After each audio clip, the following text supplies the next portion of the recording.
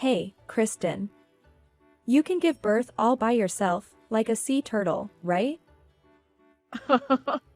Good luck with the egg laying. Late at night, by the seaside, Jake jokingly said to me. This happened while I was being hit by the pain of labor. Huh? Jake? Wait a minute.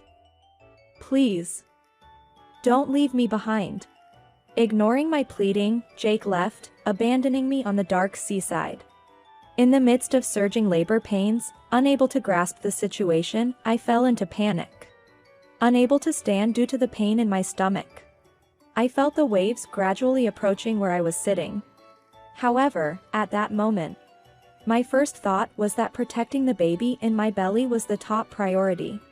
In the pitch darkness of the seaside, I held my belly and desperately tried to escape this situation. My name is Kristen. I am a full-time housewife, about to turn 30. I met Jake, my husband, in a university club. Jake, a year older than me, was popular among girls with his slim, suntanned body and amusing storytelling skills. So, when I, plain and unremarkable, confessed my feelings and Jake agreed to date me, I couldn't believe it wasn't a lie. After graduating from university, I passed the teacher recruitment exam and became a middle school teacher. Jake started working at a major venture company. As we got used to our new environments and were busy with work, it became difficult to spend time together like we did in our student days. One day, about 2 years after we started working, Jake suddenly proposed, saying, Kristen, I want you to marry me. I had no reason to refuse and accepted his proposal with immense joy. Kristen, I have a request. After we get married, I want you to quit your job and become a full-time housewife. Honestly, I still wanted to continue working, but I also wanted to support Jake, who was always busy. Okay, Jake. I haven't focused much on housework or cooking since I was focused on my job. But I'll try my best to learn. Thank you, Kristen. I'll work harder too. I won't let you experience any hardship. I'll make you happy. And so, we got married. Afterward, I strived to get accustomed to household chores in our newlywed life. While Jake worked hard, often staying late at work, I would wait up for Jake, even when he came home late from overtime. Jake would thank me, saying, thanks for always being there. Thinking of you helps me get through any job. Then one day, Jake came home unusually early, excitedly telling me something. I did it. I did it, Kristen. I got promoted. They told me today. Really? Jake, that's amazing. Congratulations. That moment of shared joy was blissful. But from that day on, I started to notice a change in Jake's attitude. Hey, Kristen, lately the food tastes a bit sweet. Could you make it saltier? I don't really like sweet flavors. Oh, sorry. I'll be more careful with my cooking next time. Until then, Jake always said my cooking was delicious. But gradually, those compliments decreased and were replaced by complaints about the seasoning. Previously, Jake actively helped with household chores on his days off. But gradually, he stopped, spending his days lounging on the sofa and fiddling with his smartphone. Even seeing these changes in Jake, I thought, Jake must be tired from his successful career. He deserves to relax on his days off. So I never voiced my dissatisfaction. Regarding the seasoning of the food, I thought our relationship had grown to where we could speak openly. So I studied and worked hard to make dishes that he would genuinely find delicious. However, no matter how hard I tried, Jake's attitude only became stricter. When Jake came home late at night, he would carelessly hand me his shirt, saying, I'm wearing this tomorrow, so wash and dry it for me. Sometimes, when dinner was ready, he would say, I feel like eating pizza today, call for delivery. When I showed Jake a dress I bought with the money I had saved from working when I was single, he sometimes yelled at me, hey, don't waste money like that. Furthermore, what was clearly different now was that Jake started coming home drunk late at night more often. Hey, Jake. You've been coming home drunk a lot lately, haven't you? Be quiet. Unlike you, I'm busy. I'm so stressed out every day. Hey, don't talk like that, Jake. I'm just worried about your health. Shut up. Don't talk back to me, a mere wife. It's my money I'm earning. How I use it is my business. Saying this, Jake became angry, almost as if he was about to hit me. Even though he was drunk, I had never seen Jake like this before. I was shocked and scared, and couldn't say anything more. Since then, even when Jake came home drunk late at night, I just let it pass without saying anything. Recently, I started to feel that my relationship with Jake was changing. I used to look at the clock and eagerly wait for Jake to come home from work. But now, I feel more at ease when he's out, thinking it's better than being at home and getting scolded. The me who used to look forward to Jake coming home felt like it had gone far away. Even thinking like this every day, I still felt grateful towards Jake and felt no different about relying on him as a full-time housewife. Due to my love for Jake and a sense of duty to protect the family, I couldn't strongly oppose him and endured minor things. One night, while eating dinner alone, I suddenly felt nauseous and rushed to the bathroom. While feeling intense nausea, the thought, could it be, crossed my mind. The next day, I visited the gynecologist. The test revealed that I was pregnant. On the way back from the gynecologist, I was filled with mixed feelings of happiness and anxiety. I couldn't imagine how Jake would react when I told him about the baby. Judging from Jake's usual attitude, he might be surprised or seem inconvenienced. He might even say he doesn't want the child. Recently, Jake had been coming home drunk almost every night. So, I decided to tell him the next morning before he went to work. Jake, I have something to tell you. Actually, I'm pregnant. What? Pregnant? Is that true? It's true. I went to the hospital yesterday. The test confirmed I'm pregnant.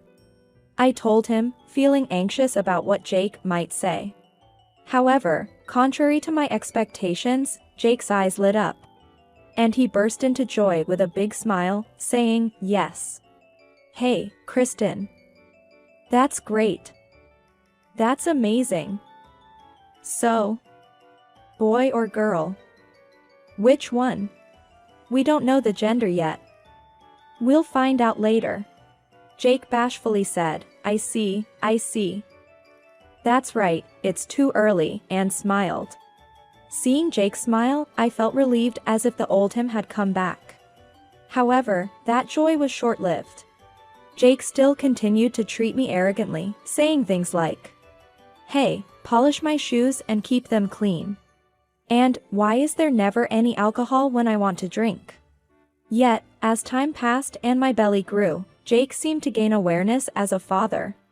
His arrogant attitude decreased, and he gradually became kinder like before.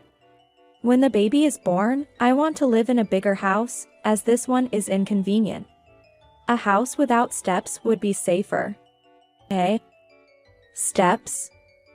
Do you mean it's dangerous because the child might fall? No, I was thinking it would be terrible if you, with your big belly, fell. Eh? What are you talking about? My belly will go back to normal after the baby is born, right? Jake smiled. Oh, right, of course. I always loved Jake's slightly natural character. Even though Jake is harsh to me now, once the baby is born, he might become the kind old Jake again. Somewhere inside, I was optimistically thinking that everything might turn out well. With these great expectations and a little anxiety, my pregnancy progressed smoothly. And before I knew it, the final month arrived. One Sunday night, Jake, who was unusually at home, suddenly suggested, "Hey, Kristen. Let's go for a drive. Because, Kristen, you've been staying at home all the time recently. Aren't you bored being cooped up? Besides, it will be difficult to go out as a couple once the baby is born, so we should do it now." "Yeah, but what if something happens while we're out? That makes me anxious." I'll be with you, so it's okay. Even a pregnant woman in her final month needs some exercise, right? We haven't been out together for a long time. How about a date? Yeah. That's true. Let's go then. Honestly, I was more worried about something happening to the baby if we went out. But I was very happy that Jake had invited me in such a way. Certainly, a little exercise is good for an easy delivery, even in the final month. Thinking this, I sat in the passenger seat and went out with Jake. Jake drove for about an hour and eventually stopped the car in a dark place that looked like some parking lot. He got out of the driver's seat, came around to the passenger side, opened the door, and took my hand to help me out. Where is this? The sea? Did we come to the sea? It was pitch dark around us, but I could smell the sea and hear the sound of the waves. I held Jake's hand and walked with him on the sandy beach. It was difficult to walk on the soft sand, even though I was wearing sneakers. You know, when we were students, we went to various places like mountain climbing and river playing. But we never went to the sea together. I just remembered that and wanted to come to the sea with you, Kristen. It might be our last chance. Eh? Last? Isn't that a bit dramatic? We can go to the sea anytime we want, right? I waited for Jake to laugh and reply like he used to, saying, Oh. Yeah. That's right. But he just held my hand in silence. I thought I might have missed his reply because of the sound of the waves, but then suddenly, I felt a pain in my stomach. I gripped Jake's hand tightly and signaled that something was wrong. The pain in my stomach grew stronger, and I thought it might be labor pains. Jake. My stomach hurts. Maybe the labor has started. What? Labor pains! Wait, wasn't the due date still ahead? Anyway. Let's go to the hospital now.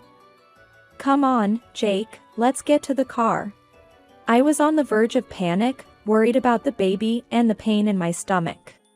But Jake, for some reason, remained silent, released my hand, and stepped back. Jake? What's wrong?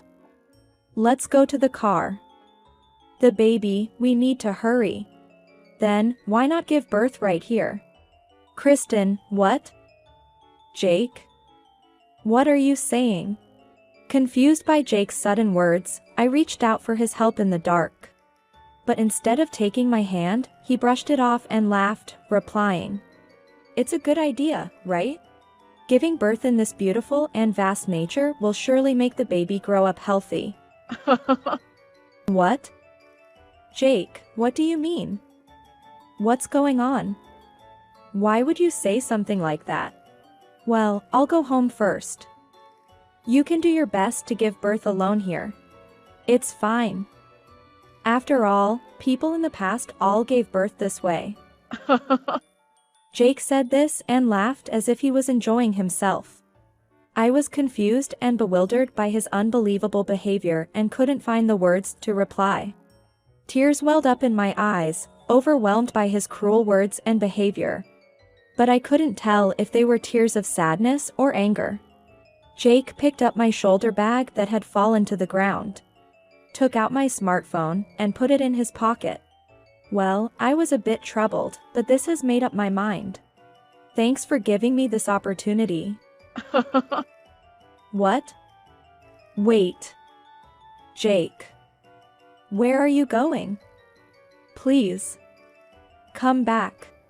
The pain in my stomach intensified, and I found it difficult to stand, so I ended up sitting on the sand. Then, I just kept calling out Jake's name. Well then. See ya. Just like a sea turtle, do your best and lay your eggs here. Laughing, Jake said these words to me and walked away, waving. Bye. Bye. No matter how desperately I called Jake's name, he never looked back. Good morning.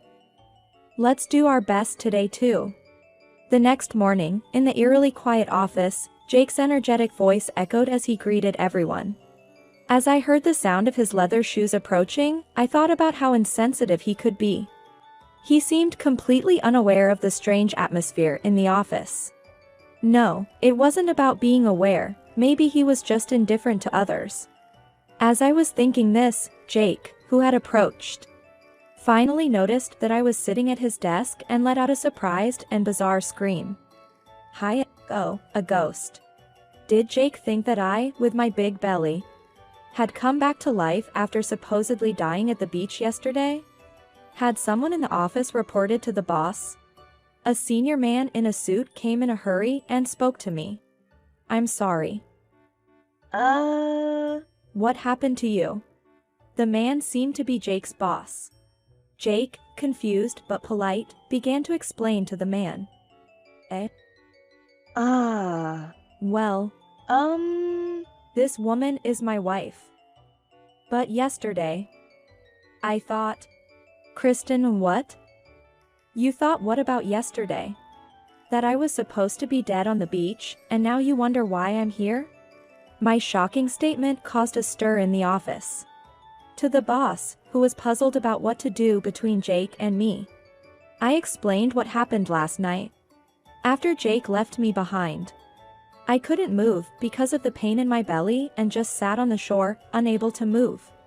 If it was labor, I thought there would be a moment when the pain subsided, and then I could go out to the road and ask for help.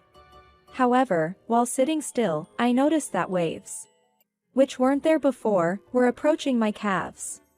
I realized it was getting close to high tide. I wondered how much the waves would surge at high tide. Thinking I would be swept away by the waves, I panicked. I wanted to call for help, but Jake had taken my smartphone. Unable to speak due to the pain and panic, I desperately crawled on the sandy beach, trying to escape the waves. Then, from a distance on the beach, I heard the laughter of a little girl and a voice that seemed to belong to an older man. The two voices were getting closer. Hey, Grandpa. Come on. If we don't hurry, the turtle will be gone. The girl ran around nimbly, chased by an elderly gentleman in earnest. As they got close enough for me to hear their conversation clearly, the girl and the old man realized that what they thought was a turtle was actually a person, and they looked very surprised. Please, could you call an ambulance? The old man saw my condition, hurriedly pulled out his phone from his pocket, and called an ambulance. Until the ambulance arrived, the girl and the old man helped me walk to a safe place where the sand was dry. They encouraged me, saying it was going to be okay, until the ambulance arrived. Later, the old man who helped me said that he was on his way back from dining out with his granddaughter that day. They approached because they thought the figure struggling on the beach, which was me, looked like a sea turtle laying eggs. Indeed, from a distance, my big belly on the sandy beach might have looked like a turtle. No one would have thought that a pregnant woman was struggling and suffering near the sea. At the hospital, it turned out to be false labor. There was no problem with the baby, and the birth would happen a little later than planned, as the doctor told me. However, the doctor seemed to feel that something was not normal when he saw me covered in seawater and sand, crying. I was given a room in the hospital and pajamas to wear. Lying on that bed, I cried all night long, feeling a mix of sadness for being abandoned by Jake and relief that my baby and I were safe. At first, I was overwhelmed with sadness towards Jake for making me go through such an ordeal. But as time passed and my emotions settled, my anxiety turned into anger towards him. Jake intended to abandon both me and our baby. Shaking with anger, I thought about reporting Jake's misdeeds to the police. But as I sat up in bed, I changed my mind. That wouldn't be enough. Before reporting him to the police, I decided to expose everything he did to me to his colleagues at his company. The next morning, after thanking the doctors and nurses who had cared for me, I left the hospital and went straight to Jake's company. Jake intended to let me and our unborn baby die by abandoning us. Jake's boss turned pale with disbelief after hearing my entire story. The colleagues in the office whispered among themselves about Jake, with some exclaiming, "That's horrible, and what kind of person does that?" Jake tried to explain, saying, "No, it's not like that. It's really not," in a flustered manner. But no one was listening to him. "Excuse me. Could someone lend me a phone? Actually, Jake took my smartphone last night, and I don't have it to use." Then, Jake's boss immediately lent me his smartphone, and I called the police. Soon after, the police arrived at the company and Jake was taken into custody. According to Jake's statement, he had fallen for a woman at the stripper club and wanted to continue the relationship with her. However, he had apparently lied about being single. He had also spent a significant amount of money on this woman at the stripper club. But he gave up on marrying her when he found out I was pregnant. As my belly grew bigger, Jake realized that after the birth of the child, he would not be able to spend money freely. Afraid of being rejected by the woman, he thought of getting rid of me and the baby out of anxiety and desperation. Ultimately, Jake was sentenced to prison. Later, I decided to divorce Jake through a lawyer. He was ordered to pay damages for abandoning his responsibilities and compensation due to his affair with the stripper club woman. I gave birth to a healthy baby 5 days before the due date. My parents, who rushed to the hospital, were overjoyed and cried at the birth of their grandchild. After being discharged with my baby, I returned to my parents' house to start a new life. Being a mother is still a new challenge for me every day. My parents enjoy taking care of the baby and tell me to take it easy, but I can't rely on them forever. Once things settle down, I plan to look for a job and start working. I need to become strong to protect my child. Although the compensation from Jake is substantial, I cannot depend solely on that money. I had been too dependent on Jake, feeling weak and suppressing my own opinions. But from now on, I need to be independent to protect myself and my child. I don't want my child to face the same difficulties and struggles. Holding my baby, I firmly resolved to become a strong and admirable mother.